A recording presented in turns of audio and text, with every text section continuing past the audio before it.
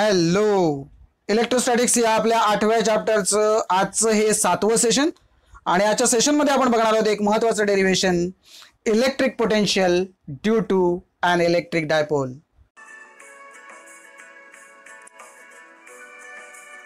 तर या ठिकाणी आपल्याला काय करावं लागेल, तर सुरुवातीला एक इलेक्ट्रिक डायपोल कन्सिडर करावा लागेल. तर तो कन्सिडर करून घेऊया. बघा, consider an electric dipole A B consisting of two charges plus q and minus q separated by a finite distance 2l. Okay, so आपल्याला काय करायचं, तर ए बी हा आपण इलेक्ट्रिक डायपोल कन्सिडर करतोय, ज्याच्यावरती तुम्हाला दोन चार्जेस दिसतील. डेफिनेटली एकावरती चार्ज असणार आहे प्लस क्यू, एकावरती असणार आहे मायनस क्यू, आणि या दोघांमधलं जे अंतर आहे तिथे सांगितलंय ते किती आहे, तर ते 2l इतकं आहे. आणि हा जो काही डायपोल आहे आपला इलेक्ट्रिक डायपोल, त्याचा जो डायपोल मोमेंट आहे तो p असणार आहे आणि त्याची जी मॅग्निट्यूड आहे ती q इंटू 2l असते. आपण हे बघितलंय, अभ्यासलंय आधीच. आणि त्याची जी डिरेक्शन आहे ती इथे म्हटलंय आपण की it is directed from minus Q to plus Q. तर त्याची डायग्राम दाखवतो बघा तुम्हाला. या डायग्राममध्ये तुमच्या लक्षात येईल बघा, इथे आपण असं म्हटलंय की जे दोन पॉईंट्स आपण म्हटले होते, हा जो डायपोल आहे ए बी, आणि ए या पॉईंटला प्लस क्यू हा चार्ज दिसतोय आणि बी या पॉईंटला मायनस क्यू हा चार्ज आपल्याला या ठिकाणी दिसतोय. आणि डिस्टन्स जे आहे दोघांमधलं ते 2l म्हटले. इथे तुम्हाला दिसेल ओ हा ओरिजिन आहे आणि इथलं जे अंतर आहे हे एल दाखवलंय आणि इकडच्या साईडला सुद्धा अंतर एल आहे. याचा अर्थ ए पासून बी पर्यंतचं अंतर जे आहे ते 2l आहे असं आपण म्हणतोय. आणि त्यानंतर आपण काय कन्सिडर करतोय, तर हा पॉईंट सी जो आहे हा आपल्याला कन्सिडर करायचा आहे. So let C be any point near the electric dipole at a distance R from the centre O, inclined at an angle theta with axis of the dipole. म्हणजे आपल्याला C हा point अशा पद्धतीने घ्यायचा आहे at a distance R म्हटलंय बघा, म्हणजे ओ पासून सी पर्यंतचं पूर्ण अंतर हे लक्षात घ्या. नाहीतर तुम्हाला असं वाटेल की सी पासून इथपर्यंतचं अंतर फक्त आर आहे, असं नाही आहे. हे ओ पासून सी पर्यंतचं पूर्ण जे अंतर आहे ते किती आहे, तर आर आहे असं म्हटलंय. आणि अँगल जो आहे तो इथे म्हटलंय it is inclined at an angle theta with the axis of dipole. So याच्यामधला जो अँगल आहे तुम्हाला दिसतोय हा सी पॉईंट आणि हा ॲक्सिस ऑफ डायपोल आहे, आणि याच्यामध्ये जो अँगल आहे तो तुम्हाला या ठिकाणी दिसतोय तुम्हाला की तो थीटा आहे. ओके, तसंच तुम्हाला इथे दिसतंय सी पासून ए पर्यंतचं अंतर आहे जे त्याला आपण R1 म्हटलंय, आणि सी पासून या बी पर्यंतचं जे अंतर आहे त्याला आपण काय म्हटलंय, R2 म्हटलंय. तर ते सुद्धा इथे मेन्शन करून टाकूया. R1 and R2 are the distances of point C from the charges plus Q and minus Q respectively असं म्हटलंय. म्हणजे प्लस क्यू पासून सी हा पॉईंट R1 इतक्या अंतरावर आहे आणि सी पासून मायनस क्यू हा जो चार्ज आहे तो R2 इतक्या अंतरावर आहे असं आपल्याला या ठिकाणी सांगता येईल. ओके, तर एकदम हा सिंपल कन्सेप्ट आहे. आणि याच्यावरून आपण काय करूया, तर पहिल्यांदा जे बेसिक आपलं जे इक्वेशन आहे आपण शिकलोय प्रत्येक वेळेला, तो आपला जो फॉर्मॅट आहे त्यानुसार जे इक्वेशन येईल ते पहिल्यांदा मांडून घेऊया. सो पोटेन्शियल ॲट सी आपल्याला बघायचं आहे. ओके, सी या ठिकाणचं पोटेन्शियल आपल्याला काढायचं आहे, बरोबर आहे. तर ते दोन चार्जेसमुळे येणार आहे, एक तर प्लस क्यू मुळे किती येतं आणि मायनस क्यू मुळे किती येतं ते आपल्याला बघायचं आहे. So potential at C due to charge plus Q at A is, आपण कसं लिहू शकतो बघा, V1 is equal to plus Q upon 4πε0 R1. आपल्याकडे जो नेहमीचा व्हीचा फॉर्म्युला आहे तो काय आहे, क्यू अपॉन 4πε0 R आहे, पण इथे आपण V1 साठी लिहितोय. चार्ज पण आपल्याला माहिती आहे प्लस क्यू आहे म्हणून इथे मी प्लस क्यू लिहिलाय, आणि डिस्टन्स जे आहे ते इथे R1 आहे म्हणून तिथे आपण डिनॉमिनेटरमध्ये R1 हे चेंज इथे हा चेंज इथे आपण या ठिकाणी केलेला आहे. तसंच आपल्याला जर का potential at C due to charge minus Q जर लिहायचं असेल, म्हणजे पॉईंट कुठला असणार आहे, बी असणार आहे, तर ते तुम्हाला कसं लिहिता येईल बघा, तर V2 is equal to change काय करावं लागेल, चार्ज इथे प्लस क्यू तिथे मायनस क्यू होईल आणि R1च्या ऐवजी काय होईल, R2 होईल. बघा तुमच्या स्क्रीनवर दिसतोय V2चा फॉर्म्युला. आणि जर potential at C due to the dipole असं जर लिहायचं असेल तर मग आपल्याला काय करावं लागेल, तर या दोन्ही ठिकाणच्या पोटेन्शियलची आपल्याला बेरीज घ्यावी लागेल. So VC is equal to काय लिहू शकतो आपण, तर VC is equal to V1 plus V2 असं आपण लिहू शकतो. सो इथे या ठिकाणी बघा क्यू अपॉन 4πε0 कॉमन आहे, ब्रॅकेटमध्ये 1 upon R1 minus 1 upon R2 लिहिले. इथे खरं तर प्लस आहे बघा, लक्षात घ्या. हे मायनस साईन कशामुळे आले, तर इथला जो V2 ची व्हॅल्यू आहे ती काय आहे, मायनस आहे. समजा हा पण प्लस असता तर डेफिनेटली इथे प्लस आला असता, बरोबर आहे. तर या ठिकाणी मायनस चिन्ह कशामुळे आलंय, तर V2 वरती जो चार्ज आहे, सॉरी V2 वरचा चार्ज नाही तर पॉईंट बी वरचा जो चार्ज आहे तो आहे मायनस क्यू, बरोबर आहे. तर त्याच्यामुळे या ठिकाणी हे मायनस साईन इथे आपल्याला दिसेल. आणि याला मी एक नंबर देऊन ठेवतो इक्वेशनचा, कारण आपल्याला काय करायचं आहे ते तुम्हाला आधी सांगून ठेवतो, म्हणजे पुढे जाताना तुमच्या लक्षात येईल. इथे आपल्याला हे जे इक्वेशन मिळालं याच्यामध्ये मला सबस्टिट्यूट करायच्या दोन व्हॅल्यूज. पहिली व्हॅल्यू असणार आहे 1/r1, म्हणजे मला 1/r1 ची व्हॅल्यू काढून घ्यावी लागेल आणि 1/r2 ची व्हॅल्यू काढून घ्यावी लागेल. तर दोन इक्वेशन्स आपल्याला मिळणार आहेत. 1/r1 साठी एक इक्वेशन आणि 1/r2 साठी दुसरं इक्वेशन. म्हणजे याला आपण दुसरं इक्वेशन मिळवू, याला आपण तिसरं इक्वेशन मिळवू आणि मग हे इक्वेशन नंबर 2 आणि 3 या इक्वेशन नंबर 1 मध्ये टाकू आणि मग फायनली आपल्याला जे आपल्याला पाहिजे इक्वेशन VCचं ते इक्वेशन आपल्याला मिळेल. ओके. आता जे तुमच्या समोर जे डायग्राम होती की नाही त्याच्यात थोडंसं जॉमेट्रिकली आपण विचार केला तर थोडंसं डेरिव्हेशन कसं फिरणार आहे ते मी तुम्हाला दाखवतो या ठिकाणी आणि मग तुम्हाला ते समजायला सोपं जाईल. सो बघा, बाय जॉमेट्री आपण काय करू शकतो तर त्याच्यासाठी मी तुम्हाला एक नॉर्मल केसमध्ये ती जी डायग्राम आहे ना त्यातला एक मॅग्निफाईड इमेज फक्त दाखवतोय. त्यातला एकच छोटासा ट्रँगल तुम्हाला दाखवतो जो आपल्यासाठी महत्त्वाचा आहे. डायग्राम पूर्ण मोठी होती बघा, फक्त मी तुमच्या सोयीसाठी हा छोटा पार्ट काढला. ही डायग्राम तुम्हाला परत काढण्याची गरज नाही, फक्त तुम्हाला समजावं याच्यासाठी मी फक्त ही डायग्राम छोटीशी करून तुम्हाला वेगळी दाखवली. हा त्या डायग्रामचा हाफ पार्ट आहे. जर तुम्ही पुन्हा जर ती नीट डायग्राम बघितलीत तर तुमच्या लक्षात येईल. आणि इथे मी ॲडिशनली काय केलंय तर इथे एक पॉईंट दिलाय मी, या पॉईंटला मी इथे D नाव दिलंय बघा आणि हे जे अंतर आहे याला मी L cos θ असं दिलंय. ओके.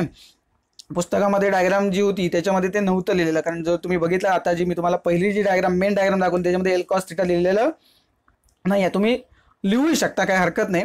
इथे मी तुम्हाला हे वेगळं करून दाखवलंय. परीक्षेमध्ये जर तुम्हाला वाटलं तर तुम्ही ही डायग्राम काढू शकता, काढण्याची गरज आहे अशातला भाग नाही. फक्त हे तुम्हाला कळावं इझिली म्हणून मी फक्त तुमच्या समोर ही डायग्राम ठेवतोय. आता या ठिकाणी बाय जॉमेट्री तुम्ही काय लिहू शकता बघा, तर तुमच्या लक्षात आलं असेल इथे 90 डिग्रीचा अँगल आहे आणि त्याच्यामुळे हा जर तुम्ही ट्रँगल पकडलात AD आणि C तर याच्यामध्ये तुम्हाला नॉर्मली ह्या तीन बाजू दिसतात. त्यातला हायपोटेन्यूज कुठला आहे तर हा आहे, बरोबर आहे. आणि या बाजूच्या बाजू आहेत इथे आपण L sin θ असं आपण मेन्शन केलंय, बरोबर आहे. इथे जर हा ट्रँगल आपण पकडला तर हा L असेल तर हा L sin θ आणि हा L cos θ असणार आहे. ओके.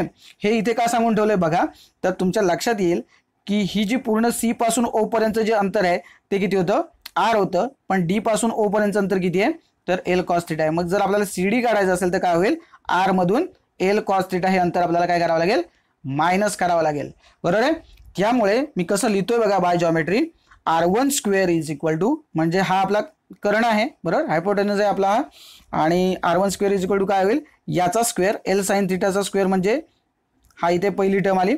आणि ही जी बाजू आहे ना O पासून C पर्यंत हे जे अंतर आहे हे आपल्याला पूर्ण नको आहे, आपल्याला फक्त आपला ट्रँगल कुठला आहे ADC, म्हणजे आपल्याला फक्त हे डिस्टन्स पाहिजे. हे R नाही आहे, लक्षात घ्या. मगाशीच मी तुम्हाला बोललो की C पासून O पर्यंतचं अंतर R आहे, बरोबर आहे. म्हणजे ह्या सगळ्या पूर्ण C पासून O पर्यंतच्या या R अंतरातून मी D पासून O पर्यंतचं अंतर म्हणजे किती L cos θ वजा केलं तर मला ही जी CD आहे ॲक्च्युली, बरोबर आहे, ती CD किती मिळेल तर R मायनस L cos θ, बरोबर आहे. सो मी इथे लिहिलं R मायनस L cos θ आणि ब्रॅकेटचा स्क्वेअर. सो हा आपला पायथागोरस थेरम आहे, बरोबर आहे. कर्ण वर्ग बरोबर पहिली बाजू वर्ग अधिक दुसरी बाजू वर्ग. सो दुसरी बाजू आपली ही आहे, बरोबर आहे. आता आपल्याला काय करावं लागेल, थोडक्यात हे सोडवावं लागेल A मायनस B ब्रॅकेट स्क्वेअरच्या फॉर्म्युलाने. हे जे आहे आपण नॉर्मली लिहू शकतो. हे कसं लिहिणार तुम्ही, L square sine square theta अशी आपली पहिली टर्म येईल आणि या उरलेल्या टर्मच्या काय होतील, एकूण 3 टर्म्स होतील बघा. A चा स्क्वेअर म्हणजे R स्क्वेअर, इथे प्लस B स्क्वेअर म्हणजे L square cos square theta आणि नंतर मायनस 2AB होईल. A मायनस B चा स्क्वेअर आहे, बरोबर आहे. त्यामुळे 2AB 2R into L cos θ. So 2R L cos θ असं इथपर्यंत आपण याची जी फोड आहे याचं जे एक्सपान्शन आहे ते आपण या पद्धतीने या 3 टर्म आल्यात. पहिल्याचं ही जे स्क्वेअर आहे तो सिम्पली एकच टर्म आपल्याला मिळाली आहे, बरोबर आहे. इथे फक्त मी काय करतो, थोडंसं ॲडजस्ट करून घेतो, कारण इथे साइन स्क्वेअर थीटा आणि कॉस स्क्वेअर थीटा तुम्हाला दिसतोय, बरोबर आहे ना. म्हणून मी काय करतो, फक्त जागा जराशीच बदलतो, बाकी काय मी बदलत नाही बघा. हा जो R स्क्वेअर आहे तो थोडासा इकडे घेतला आणि L square sine square theta जो आहे तो इकडच्या साईडला घेतला. बाकी काहीच मी बदल केलेला नाहीये बघा. अर्थात तुम्हाला हे करावंसं वाटलं तर करा, मी फक्त कळण्यासाठी हे केलंय. एखादी स्टेप तुम्ही इथे कट करू शकता. आता इथे काय होईल बघा, तर sign square theta plus cos square theta तुम्हाला काढता येईल, कारण L स्क्वेअर हा काय आहे कॉमन आहे. सो पुढच्या स्टेपमध्ये मी ते लिहून टाकतोय बघा. इथे तुम्हाला दिसेल R स्क्वेअर L स्क्वेअर आणि ब्रॅकेटमध्ये sine square theta plus cos square theta, बरोबर आहे, आणि मायनस 2RL cos θ. ओके. पुस्तकामध्ये हे ना डायरेक्टली तुम्हाला दिसते आणि मी हे थोडंसं एक्सप्लेन करून सांगतोय कसं आलं ते. तुम्हाला जर असं वाटलं की मी हे खूप जास्त स्टेप्समध्ये सांगतोय तर तुम्हाला ज्या स्टेप्स कमी करायचे तर डेफिनेटली तुम्ही कमी करू शकताय. फक्त परिस्थिती काय आहे की तुम्हाला हे कळलं पाहिजे कसं कसं आलं ते. तुमच्या मनातल्या मनात तुम्हाला हे कळत असेल की हां हे इथून हे असं होईल तर तुम्ही ॲडजस्ट करू शकता. मी फक्त एक क्लीन अँड क्लिअर का येत गेलं ते फक्त तुम्हाला या ठिकाणी सांगतोय. आणि त्याच्यामुळे आता तुम्ही या स्टेपमध्ये तुम्हाला कळलं की sine square theta plus cos square theta किती आहे तर तो 1 असतो. त्याच्यामुळे मग काय होईल तो ही व्हॅल्यू जर 1 झाली तर आपण कसं लिहू शकतो तर R square plus L square, कारण ब्रॅकेटेड क्वांटिटी सगळी 1 झाली, -2RL कॉस थिटा. पाहिजे असेल तर रेफरन्सला आपण लिहून ठेवू की sine square theta plus cos square theta is equal to 1. ही आपली ट्रिग्नोमेट्रीमधली एक स्पेशल आयडेंटिटी आहे. ओके, आता इथे मी पुढच्या स्टेपला काय करतोय तर आर स्क्वेअर कॉमन काढतोय. आता तुम्ही म्हणाला आर स्क्वेअर कॉमन काढायला प्रत्येक टर्ममध्ये आर स्क्वेअर नाहीच आहे, मग काय करता येतं की नाही तर येतं करता. काय करावं लागेल बघा याच्यासाठी स्टेप बघा. आर स्क्वेअर घेतलाय पहिल्या याच्यामध्ये तो सिम्पली आर स्क्वेअर बाहेर आल्यामुळे 1 राहिलाय. इथे नव्हता म्हणजे याच्यात थोडक्यात मी याला काय केलं याला मी आर स्क्वेअर दिला आणि पुन्हा डिवाइड पण करून घेतला. त्यामुळे आर स्क्वेअर बाहेर काढल्याच्या नंतर डिवायडेड बाय आर स्क्वेअर आतमध्ये राहिला बरोबर. L square by R square. इथे सुद्धा कोण होता का आर स्क्वेअर होता का तर नव्हता. म्हणजे इथे मला अजून काय करावं लागलं तर अजून एका आरने मल्टिप्लाय करावं लागलं आणि डिवाइड बाय एका आरने करावं लागलं बरोबर. त्यामुळे R square divide by R, थोडक्यात हा आर म्हणजे आर स्क्वेअर बाय आर आहे. त्यातला आर स्क्वेअर मी काय केला बाहेर काढला आणि त्याच्यामुळे बरोबर डिवाइड बाय जो आर होता तो सिम्पली आर जो आहे तो फक्त काय राहिला इथे शिल्लक राहिला. त्यामुळे 2L कॉस थिटा दिसतोय तुम्हाला आणि आर स्क्वेअर अपॉन आर च्या ऐवजी आर स्क्वेअर बाहेर गेला आणि अपॉन आर मधला हा आर शिल्लक राहिला. अशा पद्धतीने आपण हे इक्वेशन या ठिकाणी ऑब्टेन केलेलं आपल्याला दिसेल. तर याच्यामध्ये पुढे आपल्याला काय करावं लागेल तर सिम्पली हे जे इक्वेशन आहे ते पहिले तुमच्या समोर ठेवतो आणि मग शॉर्ट डायपोलची जी कन्सिडर करतो आपण केस त्याचं जे अप्रॉक्सिमेशन आहे तिकडे आपण वळूया. तर ही जी स्टेप आहे R1 स्क्वेअरची जी व्हॅल्यू आहे ती फक्त पुढच्या स्लाइडवरती कंटिन्यू करतो. या डायग्रामचा भाग जेवढा मला तुम्हाला सांगायचा होता तेवढा सांगून झालाय. त्याच्यामुळे फक्त आता इक्वेशनचा किंवा डेरिव्हेशनचा जो काही पार्ट शिल्लक राहतोय तेवढाच फक्त मी तुम्हाला दाखवतोय. So R1 square is equal to हे स्क्रीनवर तुमच्या समोर ठेवलंय. आता कंडिशन काय बघा, फॉर अ शॉर्ट डायपोल, जर डायपोल जर शॉर्ट असेल तर काय होईल तो जो आर आहे हा जो डिस्टन्स आपण आर घेतलाय म्हणजे जो पॉईंट आपण सी पकडलाय तो जर खूप लांब असेल तर मग काय होईल तर R is very very greater than L होईल. आणि मग त्या परिस्थितीमध्ये समजा एल अपॉन आर जर घेतलात तर एल खूप लहान आहे आणि आर खूप मोठा आहे. अशी जर परिस्थिती असेल तर काय होईल बघा, छोट्या संख्येला खूप मोठ्या संख्येने भागलं तर ती संख्या खूप लहान होऊन जाणार आहे बरोबर आहे. कारण समजा 0.2 मीटर एवढं सॉरी 0.2 मीटर म्हणजे आपण असं पकडूया की आपण पकडू शकतो ठीक आहे. 0.2 मीटर हे जर पकडलं तर किती होईल साधारणतः 20 सेंटीमीटर होईल. पण तेवढाही आपण पकडत नाही, 2 सेंटीमीटर असं पकडूया. जर आपण पकडला की जर डायपोल 2 सेंटीमीटर लांबीचंच आहे आणि अंतर जे आहे ते खूप आहे असं पकडा एक 50-100 सेंटीमीटरवर, तिथं डेफिनेटली 2/50 म्हणजे 0. अशा पद्धतीने उत्तर आपल्याला व्हेरी स्मॉल मिळते. मला सांगायचा हेतू काय तो लक्षात घ्या की या कंडिशनमध्ये एल अपॉन आर काय येईल तर व्हेरी स्मॉल येईल. आणि जर एल अपॉन व्हेरी स्मॉल आला तर काय होईल मग तर L square upon R square जर काढायला गेलात तर तो तर याच्यापेक्षा लहान येईल. आणि म्हणून आपण असं म्हणू शकतो की L square upon R square can be neglected. हे कशासाठी आम्ही सांगितलंय तर या इक्वेशन मधला जो L square upon R square आहे तो मला इथून कमी करायचा आहे. आणि म्हणून ही सगळ्यात महत्त्वाची स्टेप आहे, लक्षात घ्या की for a short dipole R is very very greater than L म्हणा आणि नंतर एल स्क्वेअर अपॉन आर स्क्वेअरची टर्म जी आहे ती निग्लेक्ट करून टाका. आणि त्यामुळे वरचा जो फॉर्म्युला आहे आपला तो थोडासा मॉडिफाय होईल. आणि मग काय होईल बघा, R1 square is equal to R square आणि ब्रॅकेटमध्ये जे लिहिलंय सेम फॉर्म्युला आणलाय, फक्त L square upon R square जो होता तो आपण काढून टाकला याच्यातून. ओके, तो का काढून टाकला याचं उत्तर दिलं नाही तर तुम्ही काय कराल याच्यावरून डायरेक्ट इथं याल, कुठं गेला माहीत नाही असं नको. म्हणून हे फक्त एक्सप्लेनेशन तुम्हाला तिथे देणं गरजेचं आहे. ओके, सो या ठिकाणी आपण R1 स्क्वेअरची व्हॅल्यू काढली. जर आपल्याला R1 काढायचा असेल तर मग काय करावं लागेल तर या सगळ्याचं काय करावं लागेल स्क्वेअर रूट घ्यावं लागेल. तर हे स्क्वेअर रूट घेताना आपल्याला एक गोष्ट करता येईल, आर स्क्वेअरचं स्क्वेअर रूट तुम्हाला आर घेता येईल आणि या सगळ्याचं स्क्वेअर रूट म्हणजेच हे सगळं स्क्वेअर रूटमध्ये पण लिहू शकता किंवा त्याच्या करता एखाद्या नंबरचा इंडेक्स हाफ असेल याचा अर्थ तो काय त्याचं स्क्वेअर रूट आहे आपल्याला माहिती आहे. आणि त्याच्यामुळे मी ह्या पद्धतीने दिले, पुस्तकामध्ये रेस टू हाफ लिहिले त्याच्यामुळे आपण पण रेस टू हाफ तुमच्या समोर ठेवलंय.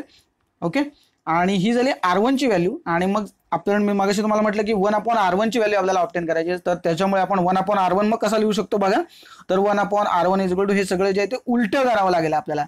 उलटं करत असताना काय करावं लागेल बघा, 1/r1 is equal to 1/r हा उलटा झाला आणि हा उलटा न करता आपण इथे काय केलंय, इथे हाफ होता तो मायनस हाफ लिहिला आहे, लक्षात घ्या. नाही तर तुम्ही पण म्हणाल हे कसं करायचं, रेस टू मायनस हाफ. शी जागा त्याची जी आहे ती ऑटोमॅटिकली बदलली. त्याला आपण इक्वेशन नंबर 2 म्हटलं. मगाशी मी जसं तुम्हाला सांगितलं त्या पद्धतीने इक्वेशन नंबर 2 आपण ऑब्टेन केलं. याच पद्धतीने आपल्याला काय करावं लागेल, मग आपल्याला 1/r2 ची जी व्हॅल्यू आहे ती ऑब्टेन करायची आहे. त्याचं जे इक्वेशन मिळेल त्याला आपण इक्वेशन नंबर 3 म्हणू आणि मग त्याच्यानंतर आपण काय करणार आहोत, तर ही 2 इक्वेशन नंबर आणि 3 नंबर इक्वेशन हे आपण इक्वेशन नंबर 1 मध्ये सबस्टिट्यूट करणार आहोत. सो त्याच्यासाठी पण आपण बोलूया लगेच. सो बाय जॉमेट्री तिथे सुद्धा मी तुम्हाला काय दाखवणार आहे, तर दुसरा पार्ट दाखवणार त्या डायग्रामचा, जो मगाशी आपण एकच पार्ट घेतला होता. आता दुसरा पार्ट दाखवतो तुम्हाला, जेणेकरून तुमच्या लक्षात येईल की आता आपल्याला या ट्रायंगलचा किंवा या भागाचा विचार करून सगळं जे कॅल्क्युलेशन आहे ते मांडायचं आहे. तर डायग्राम तुमच्या समोर ठेवली आहे बघा, दिसते डायग्राम तुम्हाला. इथे मी एल कॉस थिटा मगाशी पण लिहिला होता, आताही तो लिहिलाय.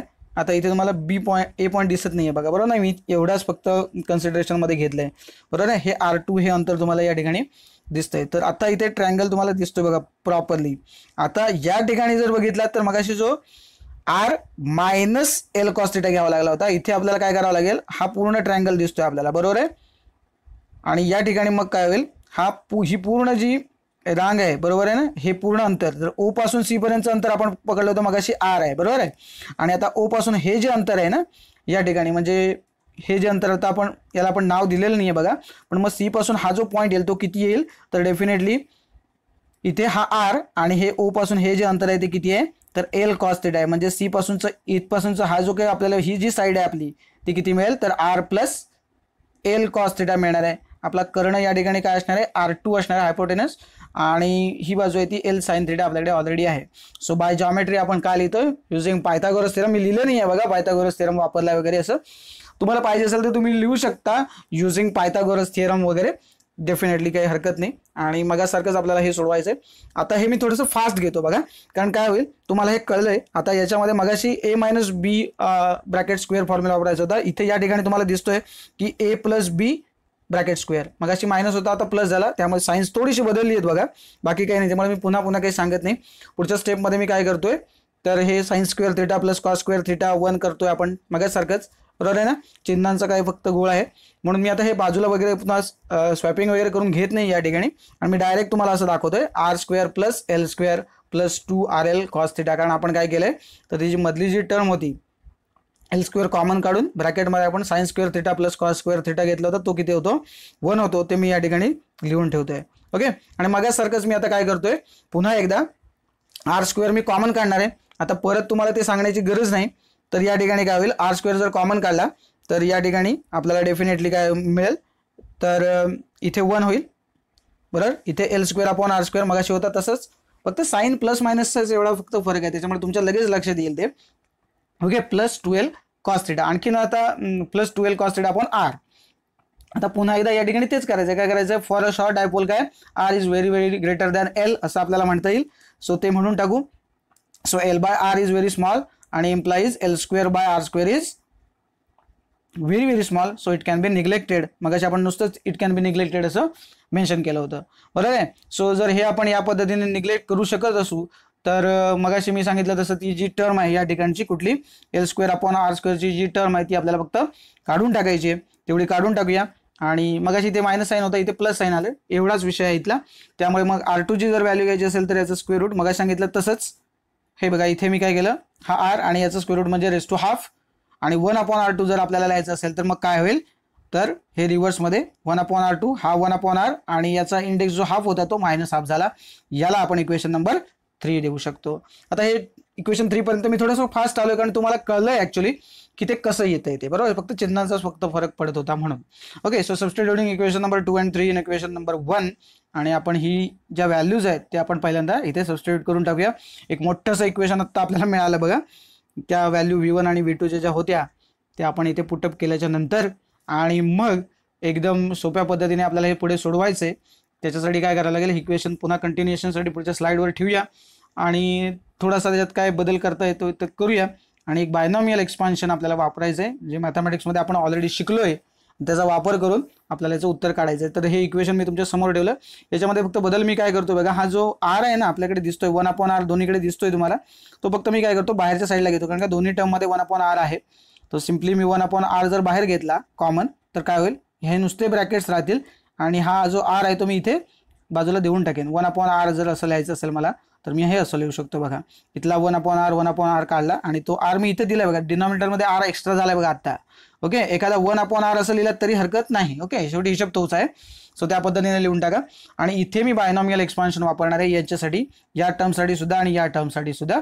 आणि त्याचं जे एक्सपान्शन काय आहे बायनॉमियल एक्सपान्शन ते आपण मॅथमॅटिक्समध्ये शिकलेलो आहोत, ते फक्त इथे वापरणार आहोत. आणि आपण अप्रॉक्सिमेट करताना हायर ऑर्डर टर्म्स जे आहेत ते आपण काढून टाकणार आहोत. म्हणजे आपण L/r ची टर्म ठेवतोय आणि L²/r² वाली टर्म जी आहे ती निग्लेक्ट करतोय, असं आपण मगाशीच म्हटलंय.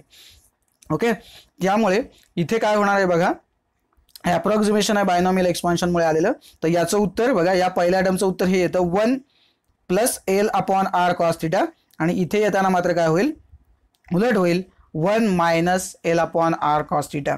ओके, हे बायनॉमियल एक्सपान्शनने कसं करतात हे आपण मॅथमॅटिक्समध्ये शिकलेलं आहातच, त्याच्यामुळे मी याच्या डिटेलमध्ये जात नाही हे कसं सोडवायचं ते, फक्त मी तुम्हाला या ठिकाणी सांगून ठेवलंय. पुढे पण ॲक्च्युली जो प्लस असेल तर नेक्स्ट टर्म जी येणार आहे ती मायनसची येणार आहे, ती L²/r² ती व्हेरी स्मॉल असणार, म्हणून आपण पुढच्या ज्या हायर ऑर्डर टर्म्स आहेत त्या फक्त निग्लेक्ट करतोय. याचं उत्तर एवढंच येत नाही, प्लस अँड सो ऑन असतं, पण त्या आपल्याला माहिती आहे की L² + R² वाली टर्म जी आहे ती हायर ऑर्डर टर्म आपण निग्लेक्ट करतोय, ती व्हेरी स्मॉल आहे म्हणून. तसेच पुढच्या टर्म सुद्धा आणखीन लहान होत जातात आणि म्हणून त्या आपण इग्नोर केल्या. सो आपण दोनच पहिल्या फक्त ज्या टर्म्स आहेत त्या कन्सिडर केल्या तिथे. तर याचं अप्रॉक्सिमेशन हे आहे आणि याचं अप्रॉक्सिमेशन हे आहे, एवढं तुम्ही या ठिकाणी लक्षात ठेवा. आणि मग जर हे आपण सोडवलं इथे, म्हणजे हा जो कंस आहे हा जर आपल्याला बाहेर काढून टाकायचा असेल तर काय होईल बघा, हा -1 होईल, पण इथे मायनस आणि हा मग मायनस, इथे काय होईल प्लस होईल. त्यामुळे पुढची स्टेप जरा महत्त्वपूर्ण आहे बघा, याच्यामध्ये मी ब्रॅकेट काढून टाकलेत 1 + L/r cos θ -1, पण इथे मायनस मायनस असल्यामुळे जेव्हा ब्रॅकेट आपण ओपन करून टाकलं त्यावेळेला इथे प्लस झालंय, प्लस L/r cos θ. या ठिकाणी काय होईल, इथे 1 आणि -1 आहेत त्यामुळे ते निघून जातील आणि L/r cos θ आणि प्लस L/r cos θ म्हणजे काय होईल 2L/r cos θ फक्त शिल्लक राहील. तर ते जेवढं जे काही शिल्लक राहणार आहे ते आपण या ठिकाणी लिहून टाकूया आणि मग आपल्याला पुढचं जे काही कॅल्क्युलेशनचा जो पार्ट आहे आपला त्याच्याकडे वळूया.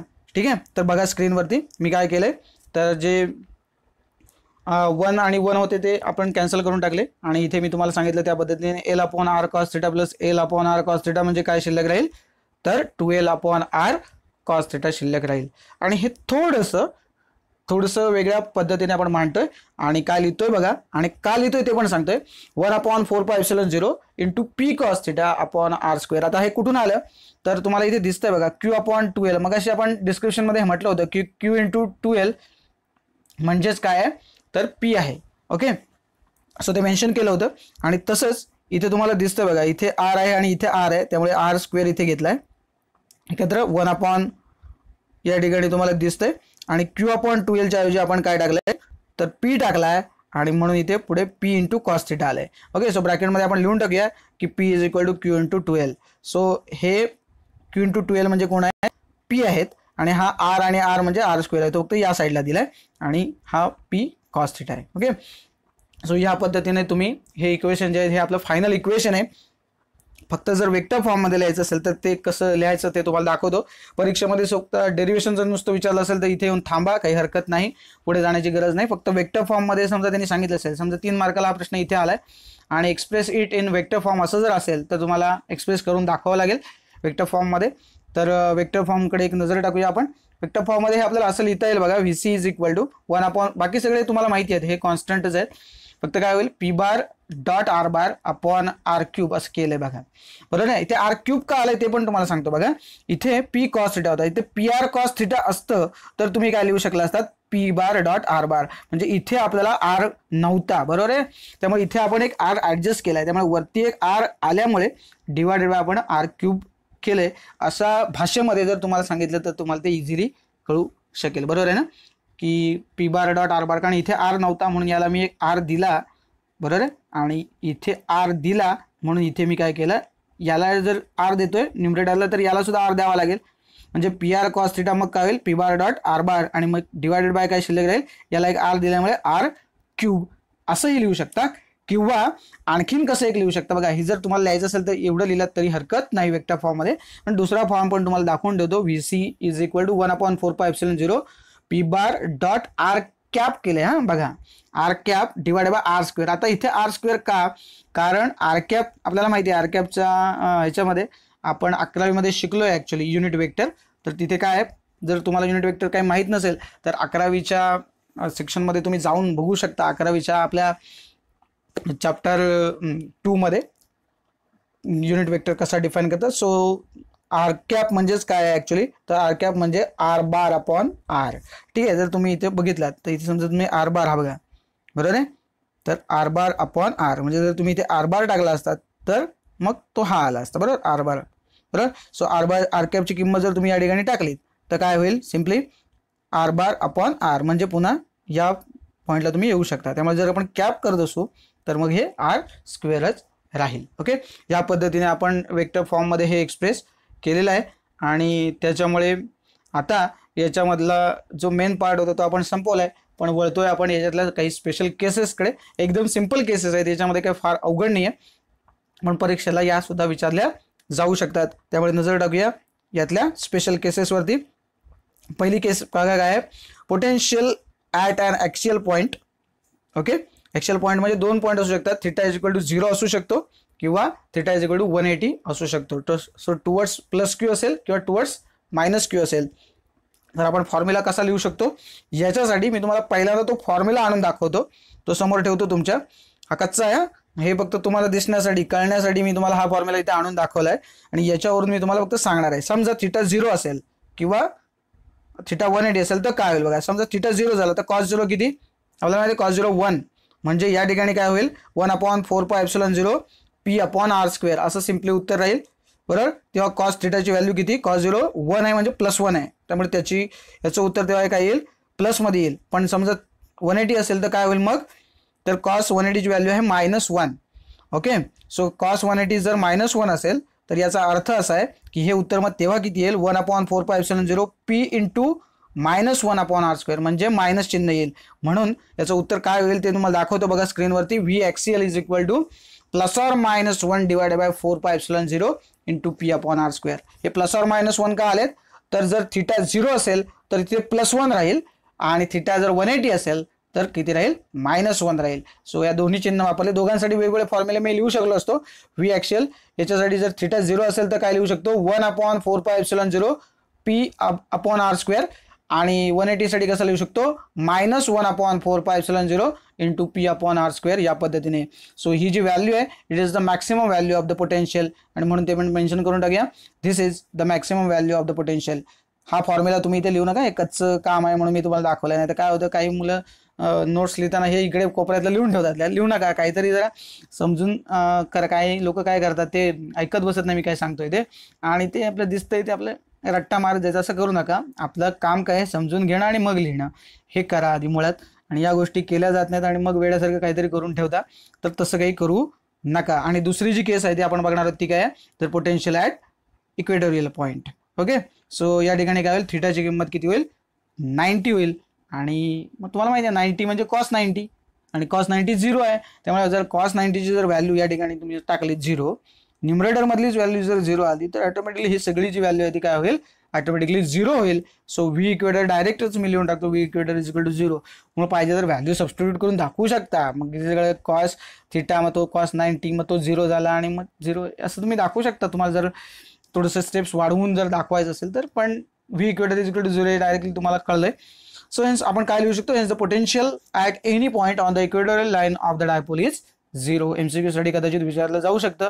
आणि ही जी व्हॅल्यू आहे ती काय आहे, तर मिनिमम व्हॅल्यू आहे. सो मेन्शन करून टाकूया तेही, this is the minimum value of the magnitude of the potential of a dipole असं आपण या ठिकाणी म्हटलंय. तर या पद्धतीने आपण हे डेरिव्हेशन पण बघितलं पूर्ण पोटेन्शियलसाठीचं, त्याच्यानंतर त्याचा वेक्टर फॉर्म बघितला, त्याच्यानंतर त्याच्या स्पेशल केसेस बघितल्या, आणि याच्यावरती बेस्ड एक न्यूमरिकल आपण आता बघणार आहोत, ज्याच्यावरती तुम्हाला आज होमवर्क सुद्धा मिळणार आहे. तर बघा शॉर्ट इलेक्ट्रिक डायपोल हॅज, मी वाचत बसत नाही वेळ जातोय म्हणून, आणि 3 केसेस जे आत्ता आपण फॉर्म्युले बघितले त्याच्यावरच तुम्हाला हे गणित सोडवायचे सिम्पली, त्याच्यामुळे काय फार अवघड नाही आहे. सो गिव्हनमध्ये काय काय तेवढं फक्त लिहून टाकूया. बघा पहिला डायपोल मोमेंट दिलाय त्यांनी, पी ची व्हॅल्यू जी आहे ती तुम्हाला दिली आहे. सो पहिलं मेन्शन करून टाकूया, पहिलं गिव्हन काय आहे, P is equal to 1 × 10⁻⁹ coulomb × metre. त्याच्यानंतर रेडियस जे अंतर आहे आर दिलंय, सॉरी 30 सेंटीमीटर म्हटलंय फक्त. सो 30 सेंटीमीटर आपण मीटरमध्ये कन्वर्ट करून घेऊया. R is equal to 0.3 metre. आणि फॉर्म्युला जो जनरली आपण वापरणार आहे तो फॉर्म्युला पण लिहून ठेवूया, मगाशी आपण वापरत होतो तो, V is equal to 1/4πε0 × p/r². So पहिल्यांदा जे विचारलंय ॲक्सियल लाईन विचारली आहे, बरोबर आहे. तर त्या ठिकाणी आपण काय करूया, तर सिम्पली पॉझिटिव्ह जे आन्सर आहे ते आपण कन्सिडरेशनमध्ये घेऊन टाकू. आणि बघा काय होईल, potential at a point on the axial line, व्हीचा जो फॉर्म्युला आहे तो आधी पहिला लिहून टाकूया. परत हाच फॉर्म्युला व्हॅल्यूज पुटअप करूया. 1/4πε0 ची जी व्हॅल्यू आहे ती या ठिकाणी दिलेली नाही आहे, तर ती जी नॉर्मली असते कॉन्स्टंट, तुम्हाला परीक्षेमध्ये ती टॉपला असेल. या ठिकाणी मी तुम्हाला द्यायला विसरलो, पण आपल्याला माहिती आहे की 1/4πε0 ची व्हॅल्यू जी आहे ती 9 × 10⁹ SI युनिट असे लिहिलेली असते. तर ती व्हॅल्यू मी इथे सबस्टिट्यूट करतो. आणि त्याच्यानंतर पी ची व्हॅल्यू जी आहे 1 × 10⁻⁹ ती सबस्टिट्यूट केली आहे. आणि स्क्वेअर जो आहे तो 0.3चा स्क्वेअर आपल्याला r² घ्यावा लागेल. आता हे करत असताना काही लोक काय करतात ते बघा, ते महत्त्वाचं तुम्हाला सांगतो. काय होईल, 0.3चा स्क्वेअर आहे तो काही लोक 0.9 लिहितात, तर 0.9 नाही लिहायचं, 0.09 होईल तो, बरोबर आहे. डेसिमल पॉईंट कुठे द्यायचं हे लक्षात घ्या. आणि मग इथे तुम्हाला सिम्पली काय दिसतंय बघा, तर इथे 10⁻⁹ आहेत आणि इथे 10⁻⁻⁹ मग ते एकमेकांना गेले आणि न्यूमरेटरमध्ये राहिले 9 भागिले 0.09. आणि त्याच्यामुळे जर तुम्ही डेसिमल पॉईंट हे 2 जर इकडे शिफ्ट करत असाल तर 9चे पण 2 पॉईंट शिफ्ट करून टाका, म्हणजे 900/9 झालं ते, आणि म्हणून मग उत्तर येईल 100 व्होल्ट. सो या पद्धतीने तुम्ही पहिला जो बीट त्यांनी विचारला होता ऑन द ॲक्सियल लाईन, बरोबर आहे, तर तिथलं जे पोटेन्शियल आहे ते तुम्ही काढलं इलेक्ट्रिक पोटेन्शियल. आणि आता आपण दुसऱ्या केसमध्ये जे आहे तिथे तुम्हाला माहिती आहे मगाशीच आपण डायरेक्ट लिहिलं होतं, ते आता डायरेक्ट लिहिलं तरी हरकत नाही. सो बी केसमध्ये काय आहे बघा, potential at a point on the equatorial line, V is equal to formula आहे तो मगासारखा लिहून ठेवूया परत पाहिजे तर, आणि इज इक्वल टू डायरेक्ट उत्तर किती लिहून टाकूया 0, कारण आपल्याला माहिती आहे रेफरन्सला लिहून टाकूया θ is equal to 90 degree implies cos θ is equal to cos 90 is equal to 0. आणि म्हणून आपल्याला सगळं जे काही पोटेन्शियल आहे ते डेफिनेटली किती मिळणार आहे, 0 मिळणार आहे. तिसरा जो आहे तो अतिशय महत्त्वाचा मुद्दा आहे, potential at a point on a line making and angle of 60 degree with the dipole axis. So 60 degree थीटाची व्हॅल्यू जर त्यांनी दिली आहे 60 डिग्री. सो फॉर्म्युलामध्ये फक्त आपल्याला cos 60 ची व्हॅल्यू ऑप्टेन करायची, बाकी याच्यामध्ये काही प्रॉब्लेम राहणार नाही. सो cos 60 ची व्हॅल्यू सिम्पली 0.5 आहे. जर तुम्ही तुमचं लॉग टेबल बघितलं, तुम्हाला मी शिकवलं आहे सगळं लॉग टेबल कसं बघायचं, त्याच्यामध्ये कॉस्टची व्हॅल्यू कशी काढायची. अर्थात cos 60 ची तुमच्या स्टँडर्ड टेबल फॉर्मॅटमध्ये पण आहे, तर तिथूनही घेतलात तरी हरकत नाही. त्याचं उत्तर आहे 0.5. आणि त्यामुळे जर इथे मी सबस्टिट्यूट केली ही व्हॅल्यू, तर डेफिनेटली याचं उत्तर किती येईल बघा. सेम कंडिशन आहे, फक्त इथे मगाशी कॉस जो होता त्याची व्हॅल्यू 1 होती आणि इथे ती 0.5 आहे, म्हणजे निम्मे उत्तर येईल. सिम्पल कॅल्क्युलेशन करून बघा तुम्ही, मला इथे कळलं लगेच म्हणून मी इथे उत्तर लिहून टाकतोय 50 व्होल्ट. का ते तुमच्या लक्षात आलं असेल की मग सिम्पली जिथे 1 होता तिथे 0.5 झाला न्यूमरेटरमधला, म्हणून उत्तर निम्मे आलं. मगाशी 100 व्होल्ट आलं, आता 50 व्होल्ट आलं. सिम्पल कॅल्क्युलेशन जे आहे ते तुम्ही तुमच्या मेथडनी पण करू शकता. माझी आपली शॉर्टकटची मेथड मी आपली तुम्हाला सांगितली, आणि याच्यावरतीच एक बेस्ट तुम्हाला एक मस्तपैकी न्यूमेरिकल देतो होमवर्कला, तेवढं पटकन करून टाका. बघा आजचा होमवर्क आहे, short electric dipole has dipole moment दिला आहे तुम्हाला. डिस्टन्स आत्ता मी डायरेक्ट मीटरमध्येच दिलं आहे, त्यामुळे काही प्रश्नच नाही.